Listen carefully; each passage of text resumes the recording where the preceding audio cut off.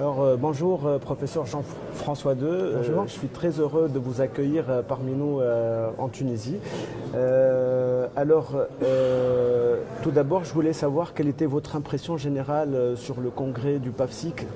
Alors pour ma part, c'est la première année que j'y participe, mais c'est une impression très positive. J'ai trouvé les sujets variés, les débats intéressants. Et là, notamment, je viens de voir la session sur les recanalisations rétrogrades en cathétérèse cardiaque qui m'ont vraiment impressionné. Je suis tout à fait impressionné par ce type de technique. Mais impression très positive avec des sujets très variés. Alors, je voulais demander au professeur Jean-François II son avis d'expert en tant que radiologue et expert en IRM cardiaque. Donc, je voulais vous demander la performance de l'IRM cardiaque actuelle en termes de viabilité myocardique vis-à-vis des autres techniques d'exploration et d'imagerie cardiaque. C'est une très bonne question. Je vais vous répondre sur une réponse au sujet de la viabilité, mais également de l'ischémie myocardique. Il est maintenant bien démontré qu'en termes de recherche de viabilité-ischémie, ce couple viabilité-ischémie, l'IRM cardiaque est une technique qui est tout à fait équivalente aux techniques standards bien reconnues en cardiologie, comme la scintigraphie myocardique ou l'échographie de stress. Et il y a même certains travaux qui font état qu'en termes de détection de l'ischémie, l'IRM cardiaque pourrait faire un tout petit peu mieux même que la scintigraphie myocardique. Et même si on ne tient pas compte de ce type d'études, on est sur une technique qui est aussi performante que les autres et qui peut même amener, ce sera peut-être votre prochaine question, mais des informations supplémentaires que n'amèneront pas forcément les autres techniques.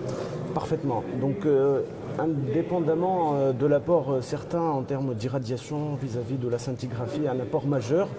Donc, quels sont les avantages et les points spécifiques où l'IRM se positionne en premier par rapport à la scintigraphie, par rapport à l'échographie cardiaque de stress?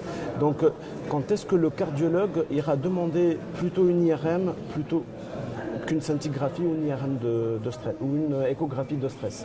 Je répondrai en deux temps à votre question. Si on considère les points, je dirais, supplémentaires intéressants que peut amener l'imagerie cardiaque, ça va être essentiellement la caractérisation de la paroi myocardique en termes de souffrance aiguë, c'est-à-dire de détection de l'œdème myocardique.